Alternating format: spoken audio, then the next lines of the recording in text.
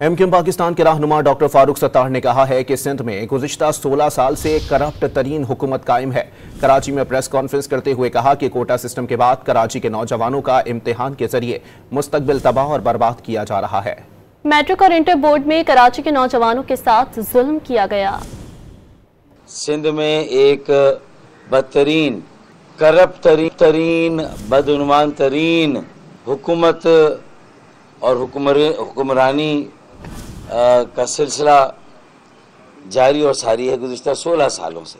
ख़ास तौर पर कराची के जो इम्तिहानी बोर्ड हैं उन्हें और उनके ज़रिए से हमारे तालीमी मयार और तालीमी निज़ाम को तबाह और बर्बाद करने का हतमी फैसला कर लिया। कराची के तालिब इल्मों के साथ जुल्म और बर्बरियत का एक ना ख़त्म होने वाला सिलसिला शुरू किया गया। एक नाइंसाफ़ी और उनके मुस्तक़बिल को जिस तरह तारीक किया जा रहा है। आला तालीम हासिल करने के लिए कोटा सिस्टम के बाद अब कराची के तालीमी बोर्ड्स के ज़रिए से उनके ऊपर आला तालीम के हुसूल के दरवाजे बंद किए जा रहे हैं।